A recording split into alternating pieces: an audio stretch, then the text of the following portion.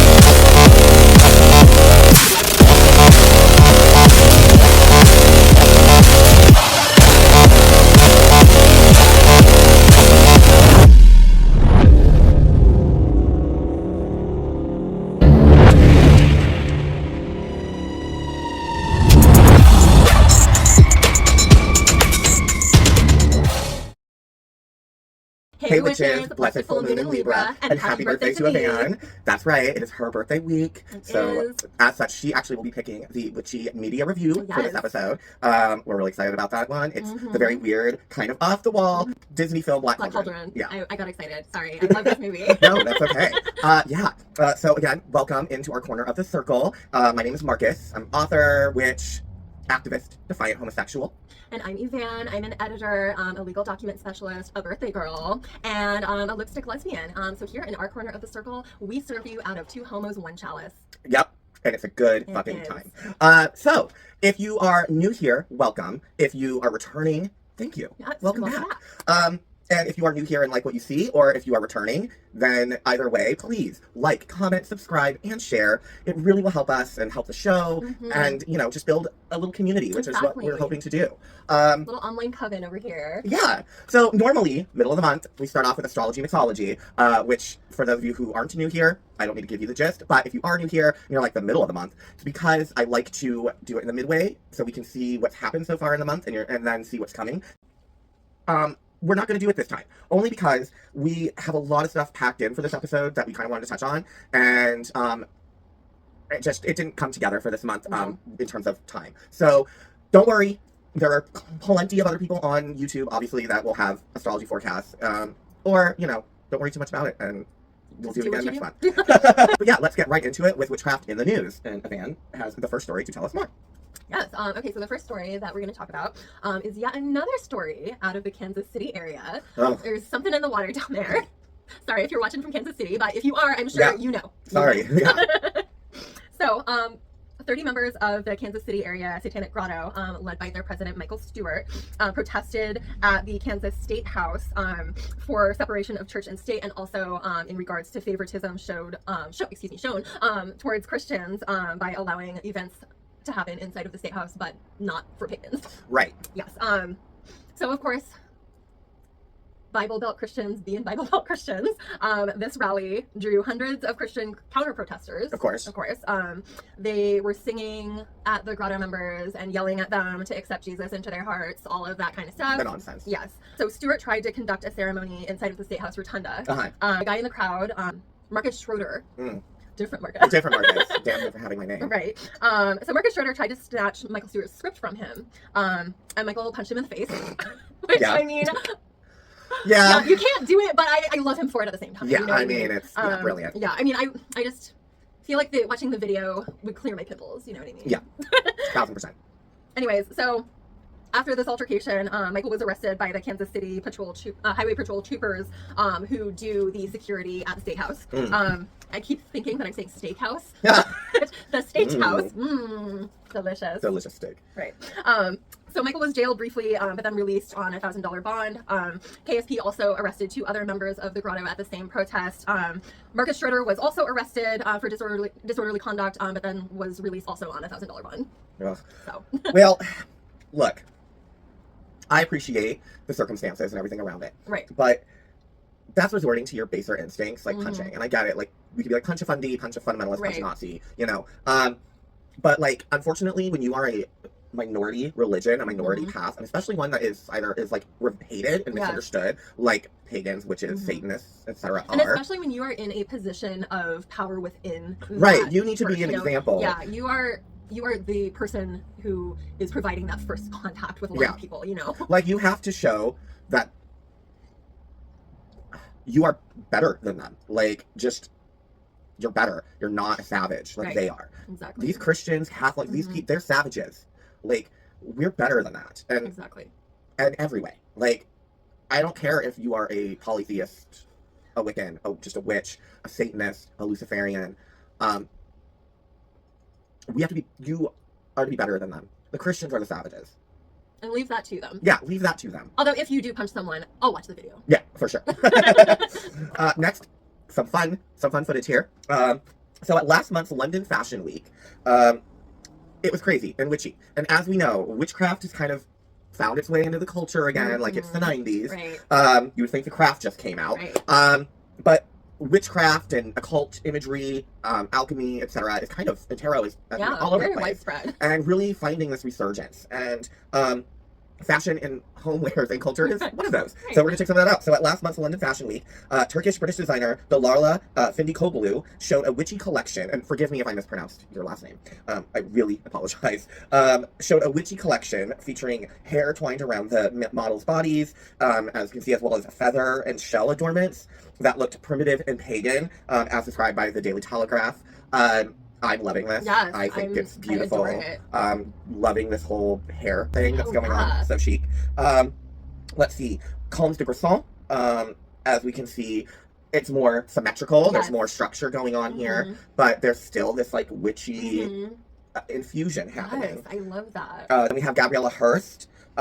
It's very like uptown. It's like corporate witch. Corporate witch. This is like very corporate witch. Yes. I'm loving the lines though. Yeah, me too. Loving everything. Yes. And then we have Rick Owens, which he's just he's goth. Gothy in general. Goth for, you know, Fifth Ave. Like just goth and fashion and a lot of structure, but there's some play of whimsy and religion and technology kind of happening here. And very, very 80s inspired. Yes, I think so. It feels like it. Dior, as we can see here from women and men's collection. Black, white, bone. This whole element thing going on. Oh, I love the element thing. Oh my gosh. You start with the petrodactyl or whatever for air going on, and then we move into like earth with this like marbling. Yes. And it also really reminded me of serpents. Like that's what I thought it was. Yes. Yes. The green and the black. Yes, very chthonic. And then we go into the lava. Yes. And then the icebergs. The icebergs are happening right now. Cool. Like incredible. Oh, I know. Like loving the icebergs, and then the spirit with like the mist, and it's just this combining of all the elements: earth, air, water, fire, spirit. It's just really amazing. It was so beautifully done too. Yes. Oh my gosh. And now tarot has actually been incorporated in Dior's previous collections in like 2020, 2021 collection, and 2022, 2023. Look, seem to have like a goddess thing going on. And Dior, Monsieur Dior, he actually lived his life by tarot, like every day. And in fact, around the 2021 time of the Tarot Castle Tarot collection, gifts were sent out to anyone who received the invitation to the runway got this tarot deck, which, I don't know, round deck. It looks like a box of coasters. It does. But, beautiful coaster. Yes, but loving it. Loving it. Oh my gosh. Lady Gaga, again, as always, is using now the image of the witch to tell her latest sonic story, which, as we will get into in a minute, has caused many a conspiracy-prone person to believe that Gaga is actually casting a spell of some sort to bring a reckoning or transformation. And an increasing number of people in the UK and Ireland and other places are feeling the call to return to their pagan roots. Schiaparelli has come out with this black brocade opera style coat, which That's so fabulous. yeah, we're gonna see many a chic witchy wearing them. And this is also spilling into home decor. Yeah. So there's Witch and Watchman, and they have designed a wallpaper called Nocturne, which features this beautiful peacock, pomegranates, snakes, bats, spiders, toads. As it's just whimsical and beautiful. And then Belle Hutley, who is a homeware designer, she actually found herself called to the craft 8 years ago, and has now incorporated a lot of like forests, moss, toadstools and things, bogs into her design, which she says, you know, it makes sense that she would have found her way to the craft because she, growing up in England, did actually grow up around forests and bogs and valleys, so that's amazing. And she actually has a quote in the Daily Telegraph article where she says, from the rise of Wicca to witch talk, witchery is definitely seeping into the culture. There are so many witchcraft and folklorist podcasters out there forming micro-communities, meaning that the modern-day witch has a wide online presence, fostering connections through shared lore and rituals. It feels less like a niche and more like a cultural coven that you want to be a part of. I love that. I do too. That's the whole point of our channel. What we're trying to do. We just wanted to create a community of like-minded witches who are interested in things that we're interested in as well, like jewelry and fashion, media, pop culture, but also like baneful and blessed. Like, you know, we like to play with. We want to build a community of witches who are a little spooky and aren't afraid to play in the shadows, and you know, take their witchcraft and turn it into bitchcraft. Exactly. Fun times. Let's see. So I love that. I think that's great. Yeah, me too. You know, the thing about the Wicca, you know, I wish that Wicca still wasn't kind of like leading that charge of like you know, leading that charge of like this is what is witchcraft, like, because it's not this is witchcraft, it's just Wicca. So I wish that there could be some kind of separation there, but you know, it is what it is.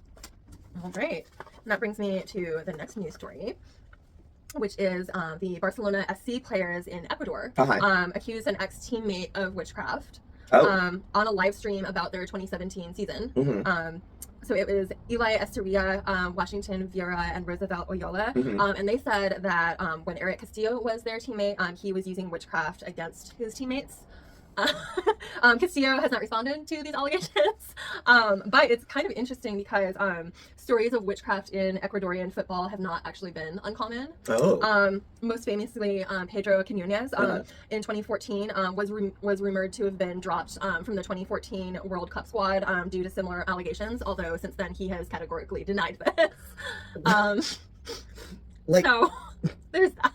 I mean, it's like, I just feel like these are all situations where these guys are not witches. No, it's just coming from this paranoia and witch panic that has been building again over the last like 10 to 15 years. Yeah, you know? and it's your own teammates. Exactly. Like if you were going to do something, you would do it to the other team. Yeah, like why would you be harming your own teammate? Exactly. Especially if like you're not vying for their position because you play completely different positions. Why? Like, exactly. Like why would you harm your team's chances of success? Exactly. You're harming your own interests if you are doing that. And I just really think it's this paranoia, and I think the thought process behind it is probably, you know, oh, witchcraft tee cackle cackle fly against the moon, you know.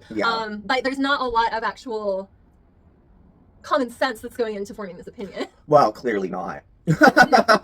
I mean, okay, like and then it's like, how did they even get onto this topic to begin with? That's what I'm curious about. How? Like how? Okay. So this is the next news topic, which is going to actually lead into another topic, which is why we are not doing astrology and mythology this time. So as we all know, Abracadabra by Lady Gaga has come out and hit the airwaves off the album Mayhem. You know, it's a bop, it's a beat, but in general, I find it's just literally kind of like the Fame. Like it's very like, it even seems like a lot of that Gaga kind of recycled a lot of her own songs and just put new lyrics down. Like it's again, it's a bop, but it's not anything. I wouldn't say it's like groundbreakingly incredible or anything. And Abracadabra, it's the single itself again is a bop. Yes. Sure, you can dance to it. It's kind of like Just Dance, honestly. But do I feel power within it? No. No. There's not like anything embedded in the lyrics. There's nothing. There's nothing really. It's pretty much just like a pop song. I mean, it deals with themes, but. And you know, I'm loving like the grungy 80s, early 90s aesthetic that she's doing through the whole album. Like I really liked that part. I'm not as obsessed with the song as a lot of people seem to be. Right. I like it. Like don't get me wrong. Like it's a good song. I like it, but I'm not getting these mind-altering, mind-blowing vibes that a lot of people seem to be. Right, and so that's what's going on. It's a lot of people, occultists, people also leaning into conspiracy, have really latched on to this idea that Abracadabra is something so much more than what it is. Right. And we saw some things online, headline, oh, it's what is the secret meanings behind this, or a Reddit chain, but we couldn't really understand we didn't really have a breakdown of like exactly what are people feeding from. Like what is the thought process and the research that is behind this opinion. Right. We were curious. So, there's commentators for everything these days, and so we'll hop on YouTube and shout out to user Morg Official in his channel. He did a kind of a deep dive video into the occult claims of the single abracadabra and what that stuff could possibly mean. It's like, let me adjust where I'm sitting. And it was interesting. Yeah, it was informative about like the conspiracy, these theories that are going around and why. Would I call it eye-opening? No. I would call it informative because now we have these patterns and we can see where people are coming from with it. Do we agree? No. So, all right. So occultists claim that abracadabra essentially is an initiation ritual in plain sight. Plain coded sight. Yes. A ritual designed to break the fabric of reality. Abracadabra basically means I create as I speak, so mote it be, as I will it, etc. There's a reference to the inverted A's of abracadabra and Lady Gaga as representing as above, so below, as it is in the spiritual, so it affects the physical and vice versa. So, sure, yes, that is what abracadabra means. Sure. Right. So in the Gnostic Gospels, these are the Gospels that the church didn't approve of and left out. The God of the Bible, Yahweh, Jehovah, etc., is not the real God, and he is actually evil, entrapping souls of light. This is not unknown. I mean, I've known about this. If you have read his Dark Materials, that's literally what that's about, is this false God of the Bible who's tricked everybody. And in some ways this is true, except he's a war god, and we'll get into who and why on a different episode, but that is also coming very soon. I'm very excited to get into all that. Yes, me too. Mostly because I have a funny little quip that I'm going to say, and I just can't wait. So, the supreme god of the Gnostics is Abraxas. So, Abraxas, who, I will be honest, the first time I heard the name Abraxas was when I was a kid. I was a teen, and it was during the season 2, episode 1 premiere of Charmed. And the Charmed ones, if I remember, I honestly have not watched Charmed in a very, very, very long time. And I honestly stopped watching after Shannon left because Rose McGowan showed up, and she was great, but it became a very different show about bitches looking like pirates. It was weird. And I was just not a fan. And it got very far from any of the actual like lighting candle, like doing magic and spell work. It just became very kind of Harry Pottery. There was like a magic school apparently at one point. I will make the full disclaimer. I am possibly the only millennial who is a Harry Potter hater. And the reason for that is because witchcraft has been such a big part of my real life growing up.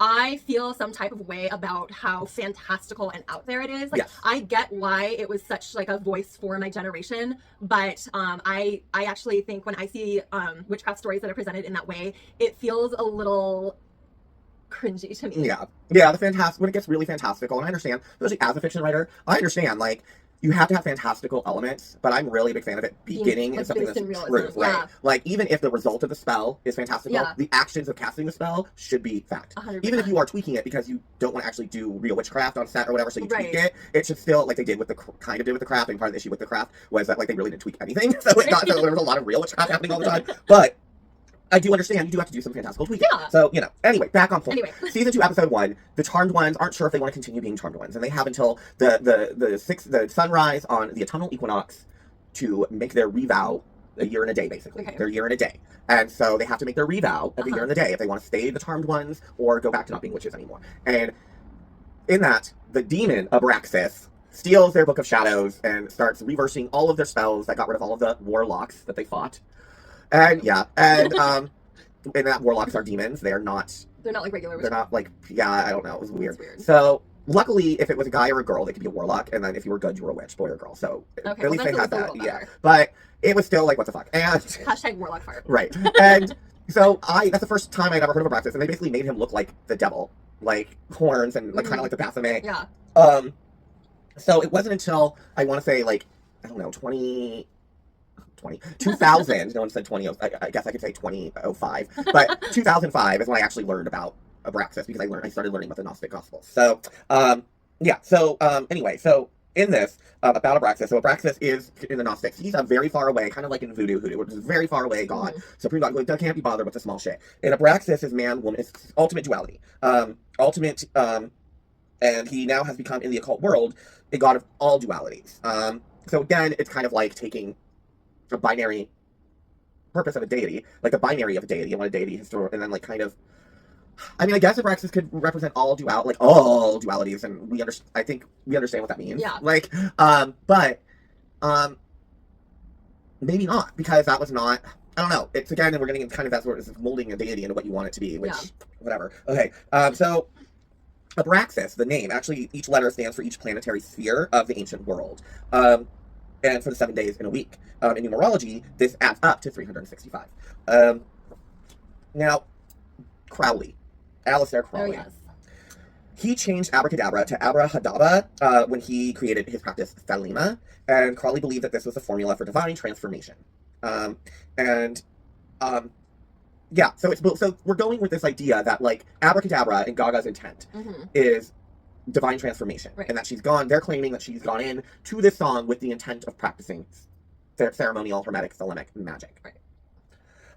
There's a lot of black and white in the video. Yes.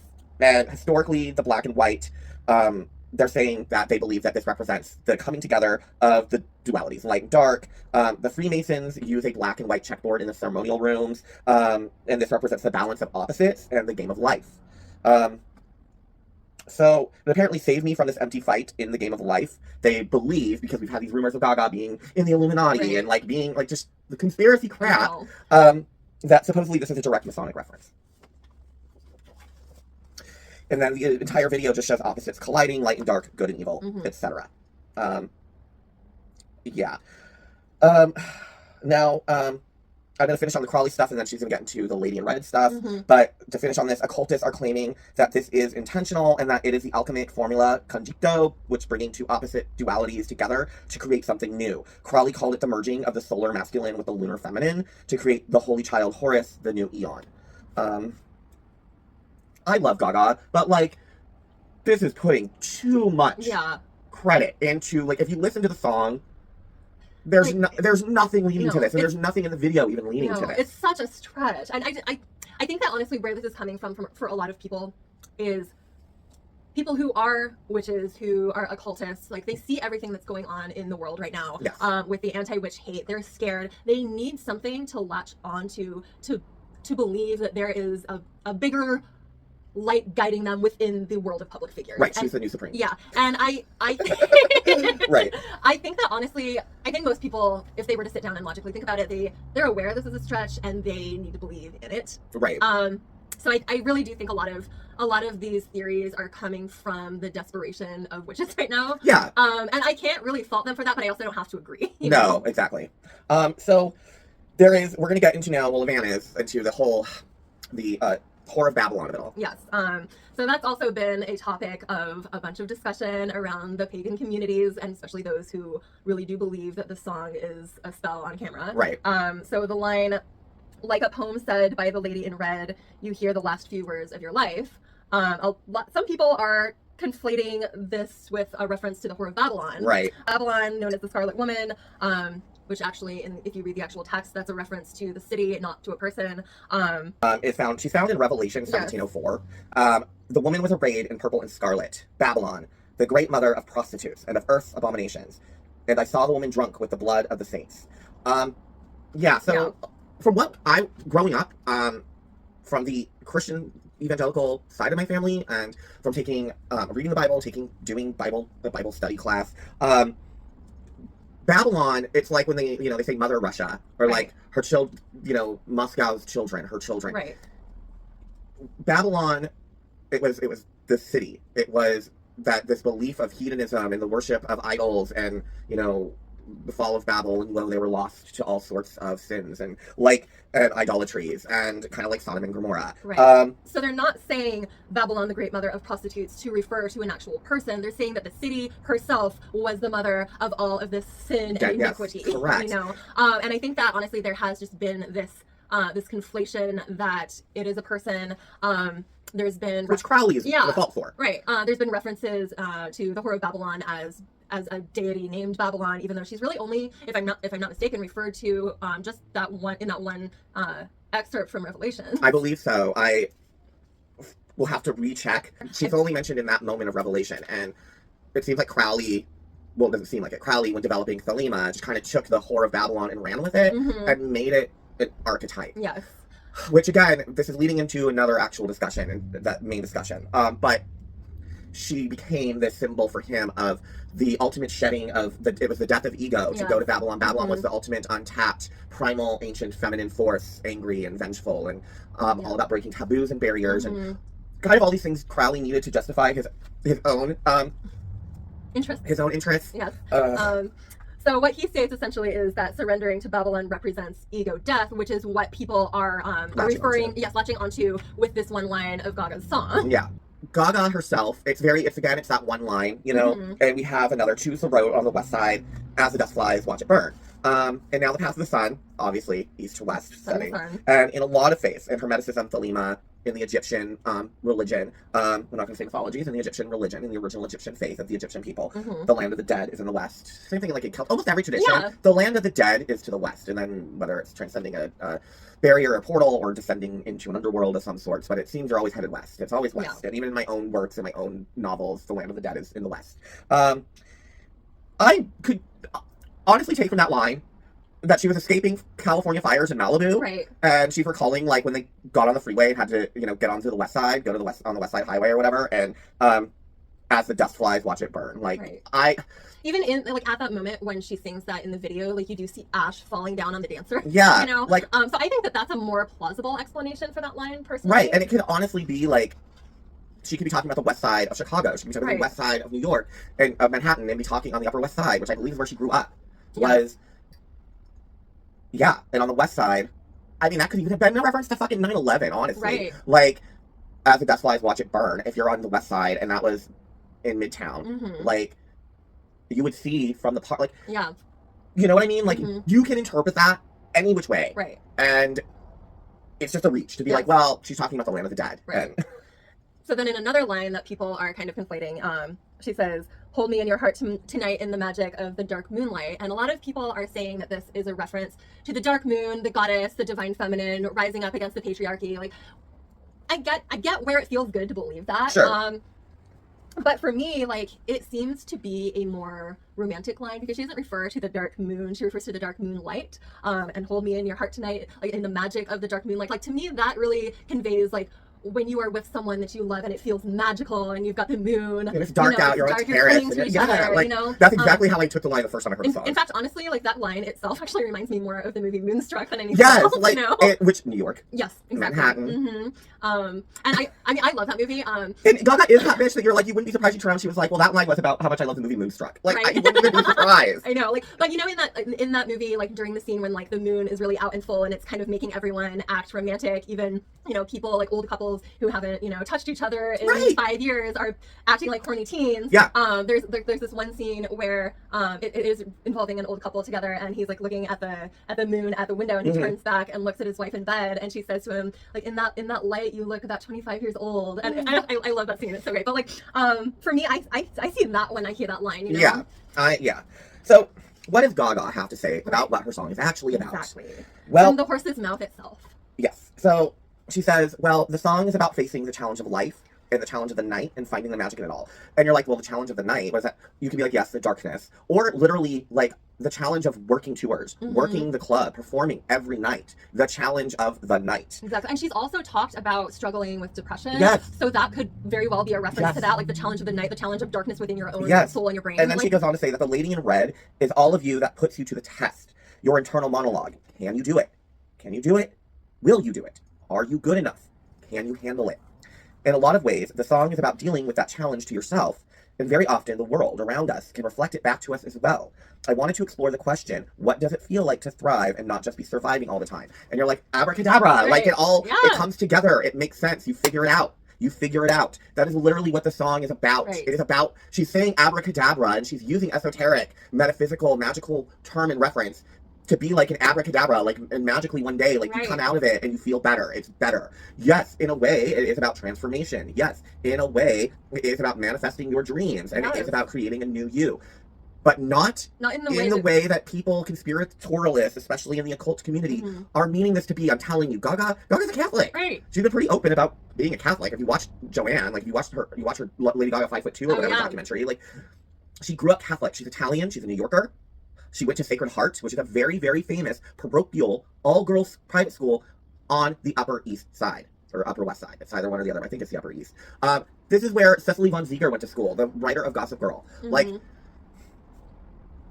Gaga is an artist, and what she's doing is amazing. And she's dipping into the archetype of the magician, the archetype, the representation of what our reality represents in the culture, to use as metaphor to tell the story of her song of, like, I was in the dark, I was struggling, there was a lot of fucking shit, but I stuck with it. I was challenged by my own fucking self, the devil on my shoulder, the lady in red, the devil on the shoulder, who not always is whispering us to do bad, but sometimes is whispering to us that we are bad or we're failures. The mean reds. Have you seen Breakfast at Tiffany's? Exactly. The mean reds. That's the lady in red. Right. And Gaga saying that, like, you fight through it, you get through it, and then eventually abracadabra. Exactly. Especially like when the lady in red in the video says to her, the category is dance or die. Like, that is so clearly a reference to her life in the spotlight. Yes, and doing her art. Or are you going to wither and die? Or are you going to let the depression and the sadness take you over?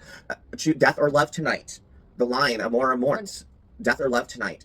And people are like, well, she's chanting that over. First of all, she's not chanting. At no point does she chant in this song. There is no chanting. You want chanting in a pop song? I can find you many a Tori song, a Tori Amos song, a fucking many a Bjork song, where there's chanting happening. There's no chanting happening in Abracadabra. No. But she does say, love or death tonight. And what, again, it just goes back to the same thing. Your passions, do you choose what you love? Do you choose your happiness? Do you choose your art? Or do you choose to let failure and shit and darkness overcome you and take you down? Right. That's it. And she clarifies it right here. Right. And in the question asks, what is the song about? And they are clearly trying to be like, is there something? And Gaga's like, no. This is what the song is about. It's very much about my professional performance life. Yes. My pop star life. It's just metaphor, you guys. And then if you look at the other songs in the album, like for instance, Perfect Celebrity, companion piece to that, but spelled out in a much more black and white way. Exactly. Like, and then so many of the songs are about her overcoming this darkness through finding love. Yes. Which also goes back to the themes in Abracadabra as well. Yeah, it's not. Like, I think there's a reason that she chose this song to be released prior to the drop of the album. Yes. It's because like this song kind of encapsulates all of the themes that she explores within the album. Exactly. And none of these themes are I Found the Goddess. No, and I could point out many, like a bop that's out now, many an artist, actual witchy pop stars, hip hop stars, etc., who have ritual in their music videos and have ritual dance. This was choreography. This was not ritual dance to create magic. It was, create magic on the set. But when you watch the video, it's clearly not occult inspired dances, movement. There's no tribalness to it. There's no conjuring to it. Like for instance, Dance Fever by Florence and the Machine. Yes.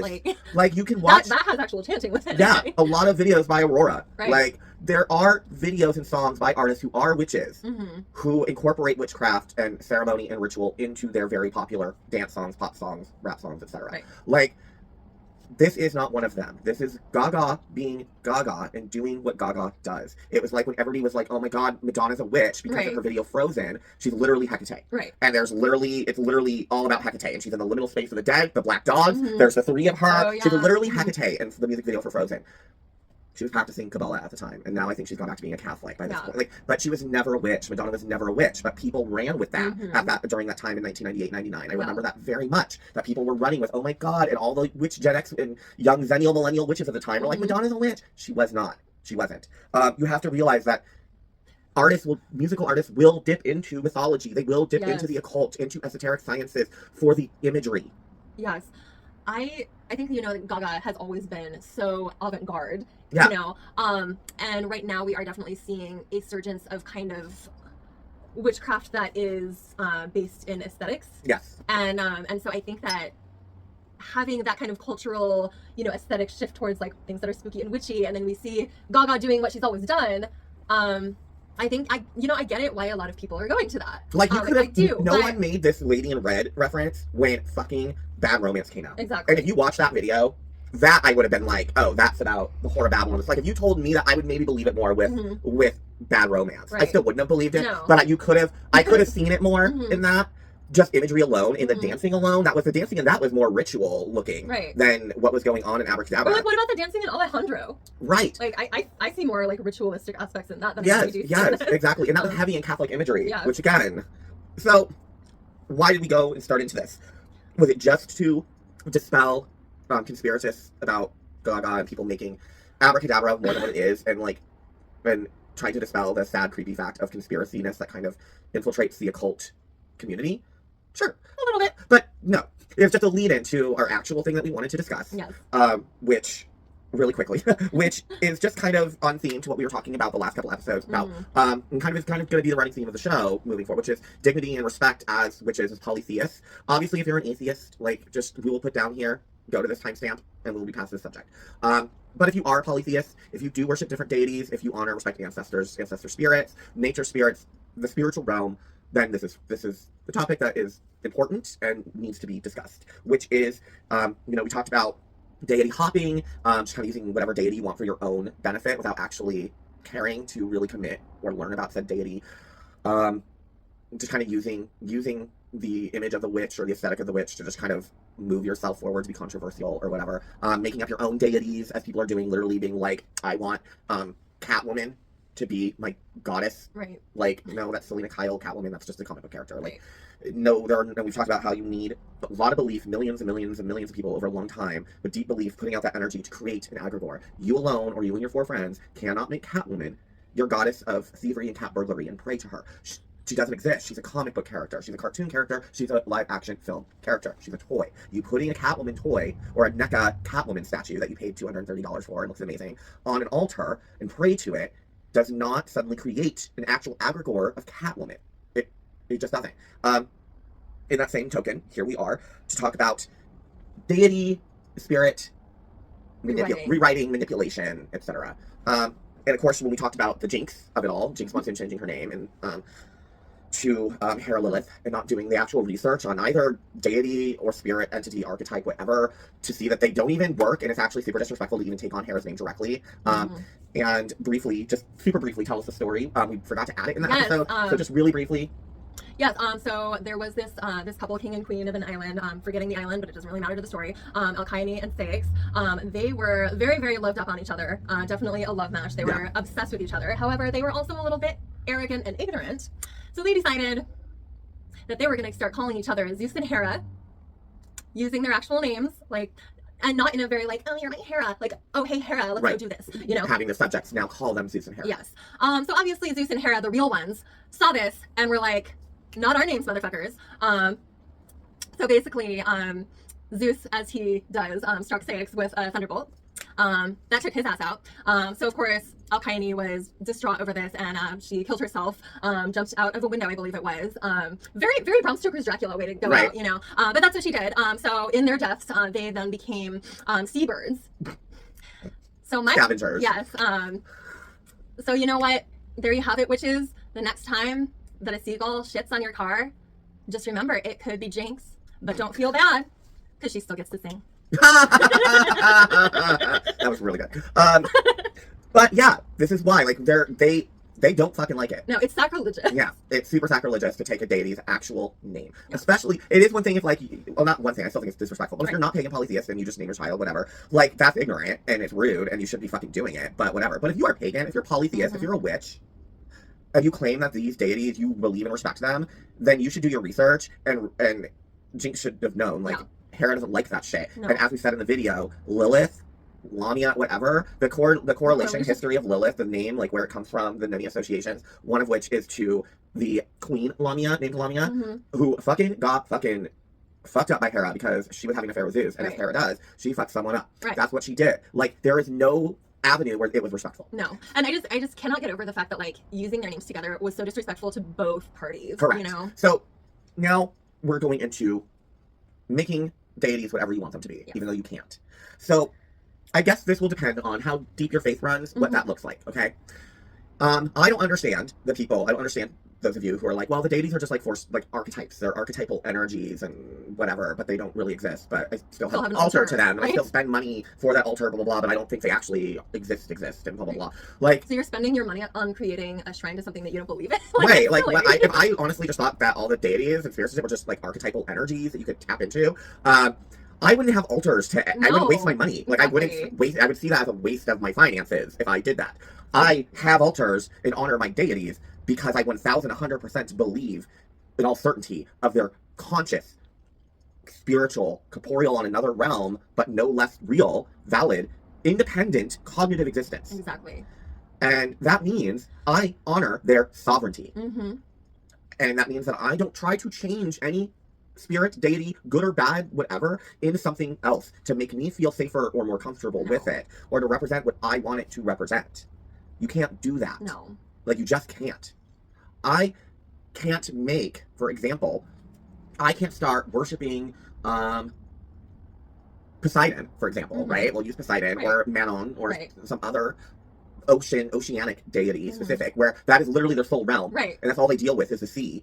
Like, I can't then just be like, well, I really dig Poseidon and the stuff about him, but I don't have a boat. I don't go on the sea. I don't fucking like I have no reason. I have no reason. And yet, because of whatever reason, I'm just like, I want to worship Poseidon, work with Poseidon.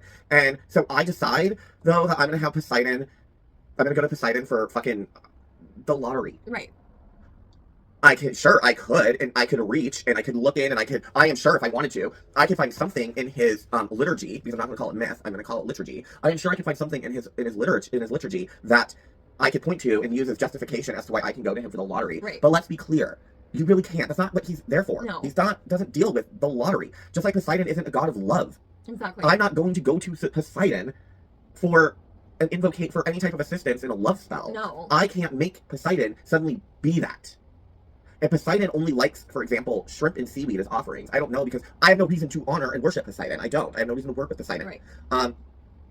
But if I did, like, I couldn't be like, if Poseidon was like, I only like shrimp and seaweed, and I only like to drink fucking salt water. Right. I can't turn around and be like, well, here's some wine. Here's a piece of cheese. Like, no, he doesn't, like, you can't make them. If you believe and truly believe in your deities, that they are actually there. They are conscious, they walk with you, they are with you, they protect you, etc. They are independent and cognizant and can decide yes or no to fucking work with you, bless you, or bane you. Well, then guess what? You can't make them into something else. And in our research about this whole Jinx thing and going into Lilith, which, to be honest, I never really dug deep into Lilith because I never had interest. Exactly. But doing so led to the discovery of a lot of people are out there worshiping Lilith as some sort of blissful, divine feminine power goddess. That's not what she was. First of all, Lilith, as Lilith, does not even really exist in terms of, like, what we know of Lilith, first and foremost. Yes, you're like, well, Adam's first wife. That came out later. There was brief mention in, like, Gnostics, like, so you gotta understand, when the cult of Christianity broke free from traditional Judaism, there were many a Christian cult. The Gnostics were one of them. They took their own mythology, combined with Kabbalistic and rabbinic mysticism and magic, basically Jewish magic, and they took that, and that's where you get the whole Abracadabra. The Gnostics took that with them. Okay, so when we talk about Lilith as Adam's first wife, that comes about a little later. First and foremost, she was kind of just referenced as a screech owl. Yeah. She was a screech owl. She's an animal of some sort. It's not until a little later that we define it as, oh, Adam had a first wife, and she wouldn't submit, and therefore she uttered the name of the Lord, the secret name of God, and became this powerful demon thing and flew out of the Garden of Eden. And then God sent 3 angels to hunt her down, archangels to hunt her down, Samael, the god of death, being in destruction, whatever, being one of them. The angel of devastation and death was one of them. And apparently, Lilith and Samael started knocking boots and started springing demons. Apparently, at one point, Lilith goes to heaven and actually fucks God. Like, it's very convoluted. It's very convoluted. It's all over the place. A lot of this didn't even actually form into anything cognizant until the Middle Ages, which we talked about in the Jinx episode. And then some people are like, well, she was actually Lamatsu, or Lamatsu, however you want to pronounce. There's a few pronunciations for the name. I couldn't find a consensus anywhere on actually how to pronounce it. But we'll go with Lamatsu. And people are praying to Lamatsu. Now, as we said before, Lamatsu was a demon god, sister to Pazuzu, an ancient Uruk, Sumer, Mesopotamia, Babylon, etc. She was not good. So in all these interpretations of Lilith as Lamatsu, as Lamia, there's no good. It's all the same. The devourer of children, the destroyer of expecting mothers, the killer of men, the destroyer of life. There's literally nothing good. And as we said in that same episode, if you were to go back, if you were in ancient Sumer, Uruk, Mesopotamia, etc., and you invoked Lamatsu, they would probably stone you to death. Right. Why? Because you don't fucking do that, because people don't want their kids dead. Right. People don't want to have a fucking miscarriage. They don't want their crops to fucking suffer and die. Like, you didn't do that. And there's this, like, narrative being spun that, oh, it was misogyny. And, like, was she really these evil things? Or was it just, like, it just sounds like it's the male propaganda. No. Because they would turn around and tell you, well, we've got goddesses. Yeah. We have female deities that we honor, revere, love, and worship. Lamatsu's a demon. Right. Like, this was not about misogyny. This was about not wanting your children dead. Right. And even the Gnostics, they weren't like, yay, Lilith in their myth. They were still like, this bitch is evil and crazy and don't connect, don't talk to her. Right. Don't do all this. But Crowley and the feminist, second wave feminism, as it took like the Wicca neo-pagan movement from the UK and Ireland and then in Wales and then turned it into a very like feminist centric, it's about women, it's about sisterhood. The same thing happened with Lilith, Lamatsu, Lilitu, whatever, Lamia. It was whatever you want to call her. Whatever you want to call her. It was this taking of her and turning her into what they wanted her to be. You can't do that. No. You're still worshiping and giving power to and empowering an evil entity. Like, I don't know what else to tell you. Like, you are still empowering an evil entity. You can't make anything what you want it to be. They might play along and deceive you and make you think that they are what you want them to be, but they're not. No. They're not. You need to know and accept and learn the difference between a dark goddess and a dark god. And a god of darkness. Yes, and a goddess of darkness. Because they are actually very different. And something that literally, its entire, whether you go to ancient Greece and you go with the Lamia, whether you go with ancient Mesopotamia and you go with Lamatsu, or you go with the Rabbinic Jews and the Gnostics and go with Lilith, none of that is positive. None of those cultures were like, yes, praise her, do this. And we're seeing this with Loki, Odin, like Osiris. Like, people are just taking deities, gods, goddesses, spirits, whatever, and just deciding that they are whatever they want them to be. That just isn't how it works. No. It's just not how it works. In fact, most notably, I'm blanking on the person's name, but maybe it's better if I don't name them, because I'm about to destroy them a little bit. I saw this post while I was scrolling through my Instagram a couple weeks ago.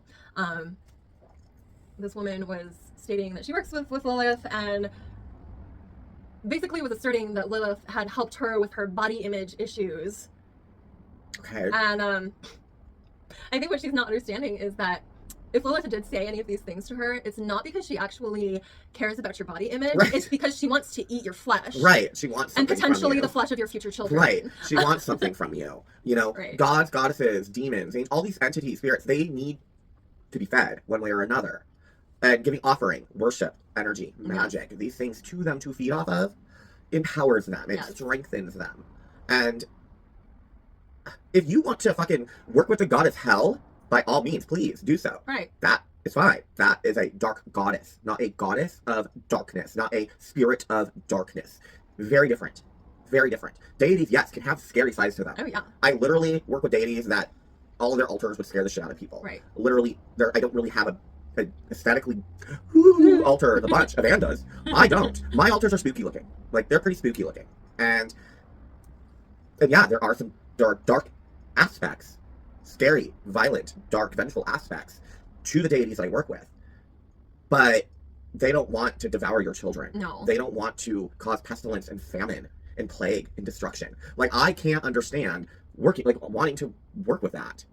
Like, yeah, I don't. I just don't. Like, fuck, even Luciferians, like, even the devil is more nuanced than Lamatsu. Right. Or like, it just... There is no nuance with any iteration of Lilith that ever appeared in texts of any kind. No. And in fact, you go back to ancient time, and they would have bowls once Christianity, the early Christians and Gnostics took hold, and started those who were Gnostics and followed the Gnostic Christianity. They would make invocation tablets and bowls if they were pregnant or whatever, to protect against Lilith. Right. And it would be the name of the 3 archangels sent to hunt her down over and over again. Like, which then again is convoluted because you're invoking Samael as one of them, but supposedly Samael and her got together and burst with the demons. Samael is her baby daddy. Right. Like... So again, we have this this distortion by Christianity. And, you know, there was a huge lumping, again, like with HEKA-TEA. They lumped, once you got to medieval times, Lilith and HEKA-TEA got lumped together. Which is so messed up. Yeah, and HEKA-TEA is a fertility, yes, also a death god, but so are most fertility deities. Right. They handle life and death. That's the whole point. Made a mother crow, life, death. Like, but HEKA-TEA is not about fucking killing your fucking children. No. She would never. Like, But so it's actually disrespectful. And Christians did this. They took our gods and goddesses and turned them into demons to try to convert people. And those who would not do so were killed. Like, we know this. You know this. And I hope you know this. Exactly. And but then there's Lilith, who was an actual demon the whole entire time. Yeah. She was not turned into anything. Nothing, she wasn't demoted. Nothing was done to her. This is who she is. And especially if you're going to work with her, you have to accept that and meet her where she is. Exactly. You know? Because you want her to come with a baby doll, then sure, she'll come with a baby doll and give you a baby doll and all the things that you are wanting, but it's a game. She's tricking you. It's a trick. Like, exactly. You can't turn them into something you want them to be. No. Now, if you say, again, if you're like, well, they're just archetypes, and so they evolve and become whatever, over time, then fine, whatever, you believe that. But then again, like I said, why do you have altars to them? And why do you actually assign consciousness to them? When you say, oh, well, they're an archetype, but I work with them, they really help them. Then you are assigning to the fact that they're not archetypes. Right. They are entities. There's no way around it. They're a deity. And it's not, again, I know we're using Lilith and Lamia Lamatsu as the example, right, but it goes far beyond that. Really does. It's really seen, especially in this age of TikTok and social media, where like no one's really connecting in person anymore. Yeah. Everyone's just kind of hopping around and doing whatever they fucking want. There seems to be this kind of loss of understanding about the deities and who the deities are. Like, if you go into a lot of closed faith, like let's say you go into Voodoo, Santeria, whatever, they'll tell you the Loas, the Orishas, the spirits. They are their own independent thing. And if you come to them and expect them to do what you want them to do, or expect them to present or be or whatever how you want them to be, that wouldn't happen. They're gonna they would fuck you up, exactly. Like, because they'll tell you they're real. We knock on their door before we go into their altar spaces where they exist. We acknowledge that they are present and very real. And you can't make them, if they're not nice people, if they, like, let's say, hate kids, well then guess what? You can't just then turn around and pray to said god or goddess to watch over your children. Right. They're not going to. You're more than likely going to find your child has fallen out the window and died or seriously broken something. Right. Because they probably went and killed them. I would not invoke Lilith in a crisis as a parent. No. I would not do that with Lamatsu. Like, I wouldn't invoke her, period. No. Like, if I were going to, it certainly wouldn't be about anything to do with child protection. No. So. And then conversely, I would do so with HEKA, because that's actually what she's does. there for. Yes. So, yeah, that's just to say we're gonna move on to the rest of the show. We got SpellCraft coming up, but we're just gonna leave it at that. Like, food for thought. And yes, please comment. We'd love to hear what your take is on this, how you do see work with deities, whatever. But food for thought in terms of if you do work with deities and you follow deities and you do actually believe in their real full-fledged existence and that they're not just an archetypal energy or force, but they actually are indivisible and distinct. And so you're like, look, if I work with, for example, with me, HEKA-TEA, I know what food she does and doesn't like. Exactly. And if you're like that and you work with a deity, whoever it is, and you know what they do or don't like, and you're like, I'm never going to step out of line on that, then why is that? If it's because you're like, I don't want them to fucking smite me. It's because, well then, okay, well that's because you acknowledge their sovereignty. You acknowledge that they have independent thoughts and ideas and they're outside of us, and don't piss them off and do something that give them something that they don't like, or say something or do something or ask of them something that they don't like, because you're like, they'll fuck me up. If you are like that, then don't be doing this shit. Don't be taking a demon or whatever it is, something, whether good but whatever, and turning it into be whatever you want it to be, because that's just not going to work. And in the end, you're going to get fucked up, and you'll probably end up turning into one of those like ex-witch Christians who then later down the road make YouTubes and TikToks about how dark witchcraft was and how it fucked you up. Well, yeah, because you started worshiping a demon. Right. And then it's like there are deities who are being so simplified to like one particular aspect of who they are, but then there are demon gods that are being given nuance that never existed. Yeah. All right, so that's that. And next we will be right back with SpellCraft. Yeah. So we are back with SpellCraft. Yes. I'm very excited to share these spells with you. Yes, we had to have a lunch break. Yes. Now we're back. We've filled our tummies. Yes. So kind of touching on what we were touching on in the previous. Yes. Let's say you have found yourself unwittingly having opened the door to Lilith, Lamatsu, some other devourer of souls, right, Amadascus, Beelzebub, right, the Anunnaki, any number of fucking entities, things not good that you thought were. Right. They made you feel warm and fuzzy for a minute. You trusted them, but now you've had a 1-year-old child, and suddenly Lilith, Lamatsu, whatever, you suddenly realize she actually wants to devour your child's soul. What do you do? Well, we've got the answer for you. Couple protection spells from us to you to kind of, make sure that you can let the door hit them where the good Lord set them as they go out. So with our first spell of protection, to protect you from your mistakes of trusting, you have Evanne. Yes. All right, so this is a spell using cornflower. Nice. So it is protective and it's pretty. Yes. It is the cornflower protection powder spell. Now, cornflowers repel evil influences and discourage evil visitors. So nice. This is perfect for when you have accidentally made Lamashtu your bestie. Yeah. So what you're going to do is you're going to grind some dried blue cornflowers into a powder and reserve the powder aside. Okay. You'll sweep the whole house thoroughly with a broom, of course. Mm-hmm. Because we are witches. Exactly, and broomsticks aren't just for cleaning. But sometimes it's both. Yes, sometimes it is just for cleaning. So once your whole house has been thoroughly swept, you'll sprinkle the cornflower powder over the thresholds of the entryways and your doors, as well as all of the corners of your rooms, including inside of your closets. That's always important. When you're cleansing, don't neglect your closets, your cupboards, your bathrooms, anywhere where there's darkness, liminal space, a place to hide. Oh, and the mirrors and windows. The mirrors and windows, all of that glass. So yeah, sprinkle that cornflower powder all up in your shit. If you have like a certain protection chant that you use, make sure that you are repeating that as you're going.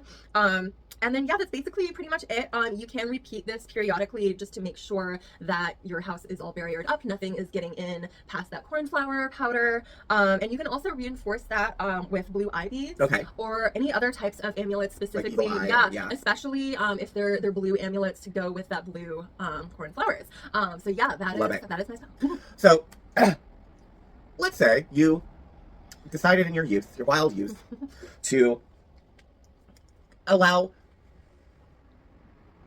Horbathus into your life. I'm making up a name here, but we're just gonna say it's like a demon god, I use loosely, who is known for death, destruction, mayhem, plague, devastation, the taking of innocent souls and lives, and all that other shit. And you've been told that it's something different, and so you're like, cool, and you've built a relationship with this thing, right? But like, you've now realized that whatever this being was is no longer your friend, and maybe was never your friend, or you just have some kind of other dark thing coming your way, you sense it, or you're just wanting to prevent it in case something does happen.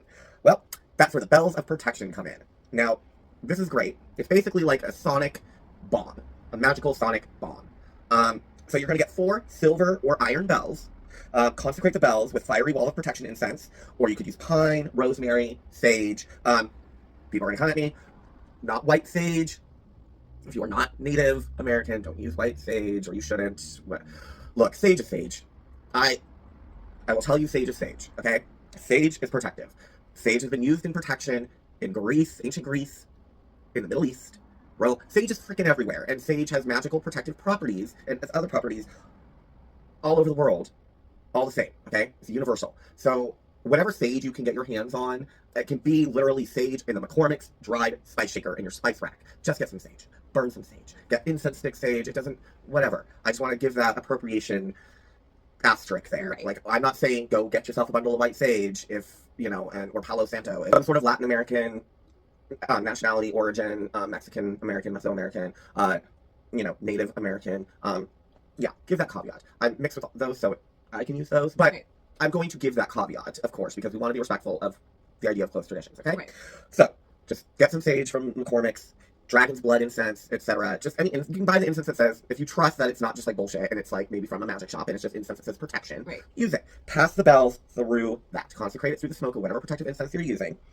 And then charge the bells by holding them close, and then tell the bells however you want. So you can write up a spell and make it all cute and rhymey like I like to do, or you can literally just command and tell.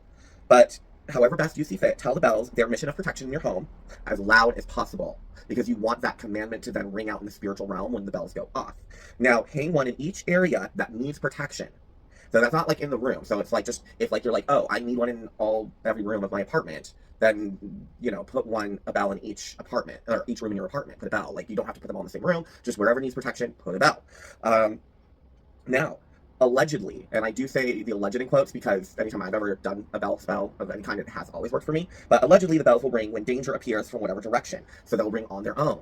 And this is a sonic bomb. So not only does the pure sound drive away evil, but it's a tool of creation which counteracts destruction. And so when the bells chime, when they go off, it's not just they're driving away the evil spirits, it's like scrambling and messing and dissipating them and getting them the fuck out.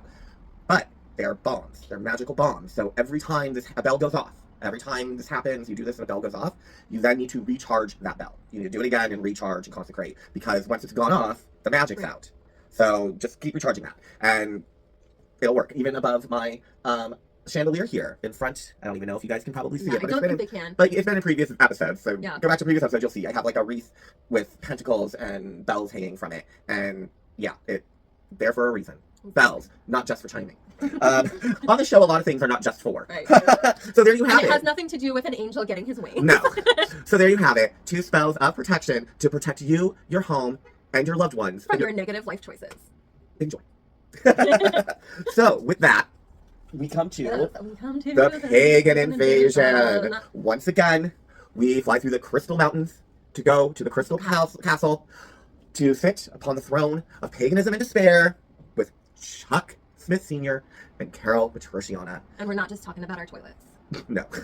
And are we to the Mormons yet? No. No. Are we going to get to the Mormons next episode? No. That's about the preview of the Antichrist, apparently.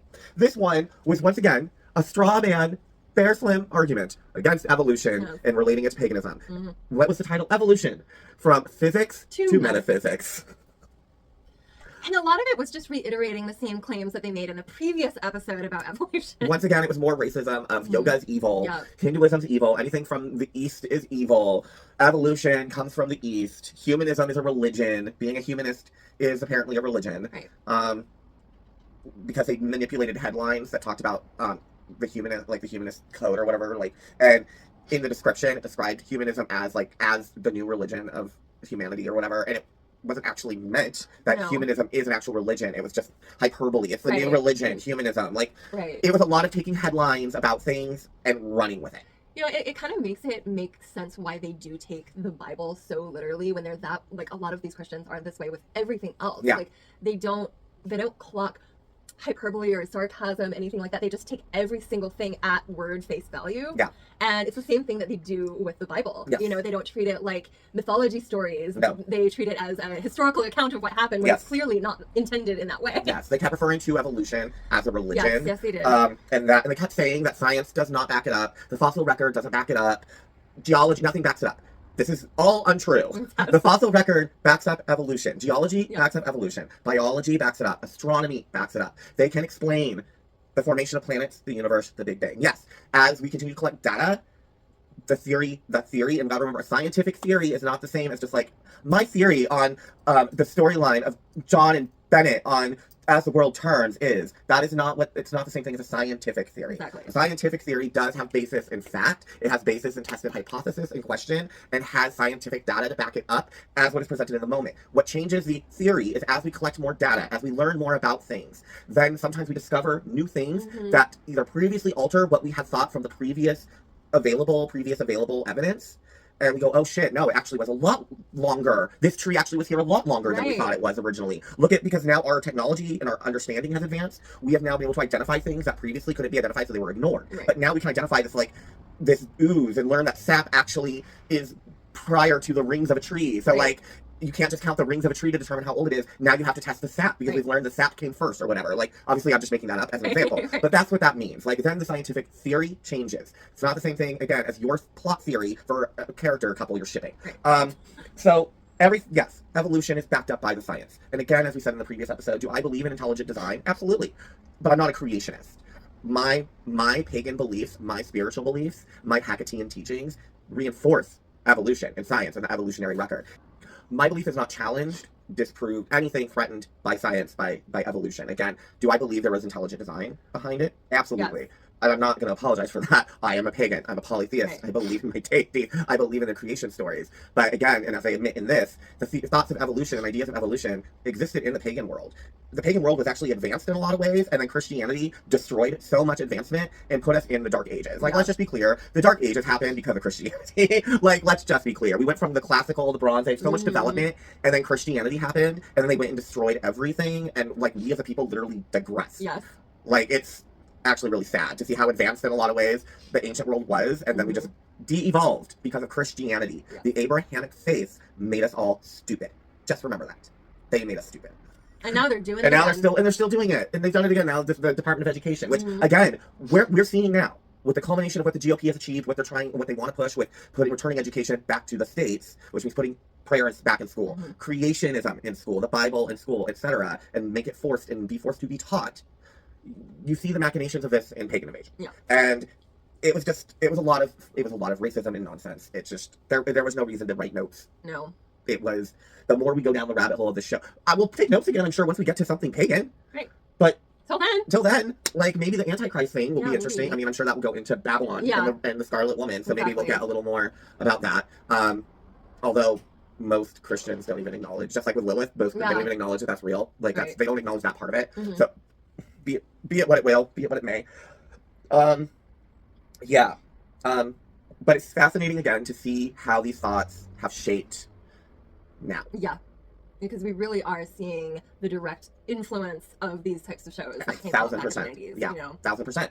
And the people who were raised on it, or the people who were like in their young 20s and were younger in the 90s watching this and were super religious, like, they are now the people that are in power. And people who are in their 20s and early 30s in the 90s, people who are in their teens and tweens and shit then, these are now all the people in power. And people who were 5 playing on the floor while their parents watched it, they're now building careers. Yep, being taught stuff in Sunday school, going to Sunday school, and being told that everything that they're learning in school during Monday through Friday is a lie and wrong, and they drill that into the kids to make sure that then they go to, with the hope that then those kids will go to school on Monday and then become Christian warriors. And that's the whole point, was making Christian warriors for Christ. And that's what's happened.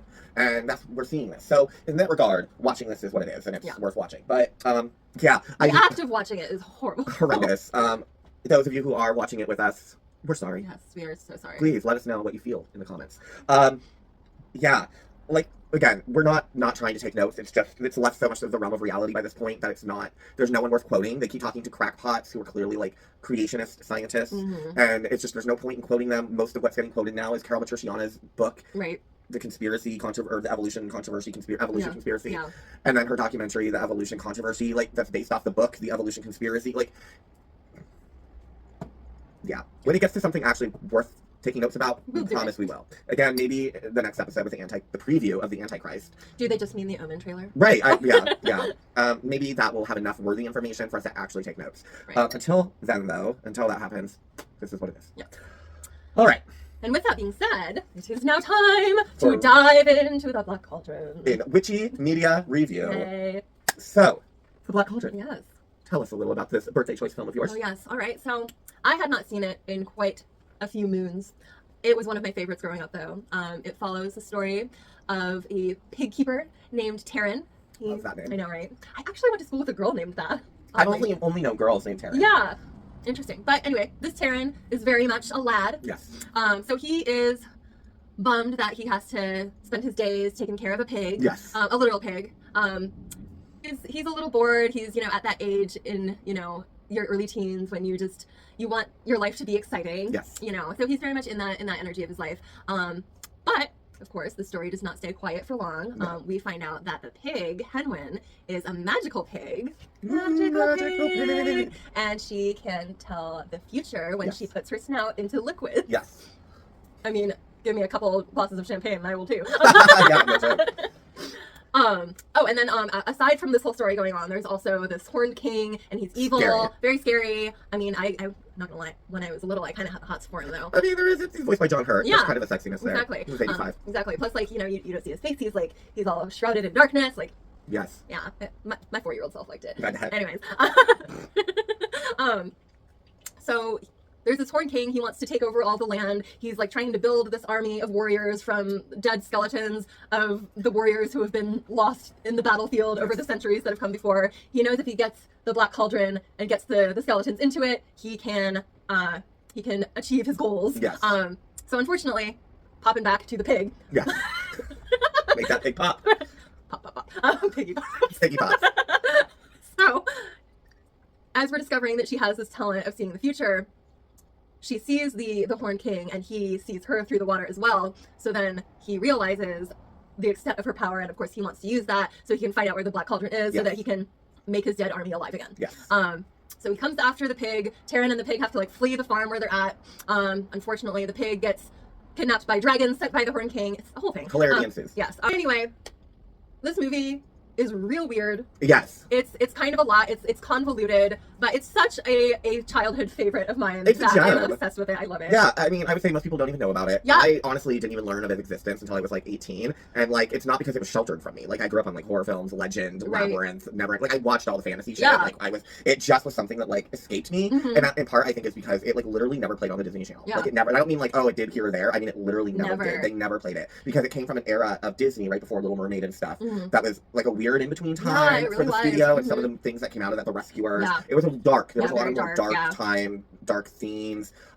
Black Cauldron, no exception. Mm. Definitely, yeah, weird. Definitely weird. Definitely convoluted. There's a lot of where you see where the story was going to go, or a Yeah. plot point that was trying to be formulated or made, and then it just got abandoned, and the story moves forward, and then you're just kind of left with like, well, that would have been a more substantial plot point had you explored that more. There was just a lot of like kind of what seemed like unrealized, probably for time Yeah, purposes. probably. It is only an hour and 20 minutes. Yeah, so like it. Clearly, things probably got cut from it or cut from the script. Mhm. That probably moved things a little more. Right. The climax is a little anticlimactic. There's not the big, oh my god, like it kind of just unravels itself really quickly. Right. Like really quickly. That being said though, Oh, I did love the three witches. the though. three witches They were so funny. amazing and hilarious. I will say, though, with all of that, it's a gem, and it's worth yeah. seeing. If it's worth seeing at least once in your life to just cross off Exactly. some of these like these more obscure, weird, not as known childhood movies, children's movies, like and films and shows and shit. Like there are some gems that were created and are out there that like you should see at least once. Oh, exactly. And the Black Cauldron definitely is one. For sure. What are you giving the Black Cauldron? I don't know if I don't know if as an adult watching it, if I want to give it a full moon. Okay. I definitely would have if you asked, 9-year-old. 9-year-old me. But having watched it with fresh adult eyes, I'm like, you know what? There's a lot that could have been tied up better, Yeah. So, I would say maybe a last quarter. I'm gonna give it. Because I still loved it, but there were a lot of issues. But I did love it. I'm gonna give it a total half moon. Yeah. Right in the middle. Right after that first quarter. Give it a split down the middle, Mhm. half and half. And it's definitely worth it. It's worth watching at least once. For sure. And it's a gem. But yeah, there's a lot of unrealized things. It was a little anticlimactic at the end. It was cute, but It did kind of make me want to watch The Last Unicorn. right, well that's the thing. It makes you want to watch other things Yeah. that are in its vein, but better. But that were just done better. Yeah, that were just that done better and more fulfilled. And so yeah, last quarter, half moon. And so that's it. Another episode of Spelling the HEKA-TEA with Marcus and Evanne in the spell book, ready to go. Thank you again for joining us at our corner of the circle. Yes. If you liked what you saw, Please comment, subscribe, do all the things. share. Really helps us build what we are trying to do and get our message out to more witches. Yeah, and if you want to argue with us constructively, Exactly. you want to debate us constructively, Please do. Please do. We love it. We love differing opinions. yeah, just don't be a dick about it, Right, because then we're going to ignore you. If you're Don't come at just- us yeah. in a personal way, but if you want to have a discourse with us, by Please. all means. Yes, please. Love it. Okay. And until the next time, remember, witches, broomsticks, not just for cleaning.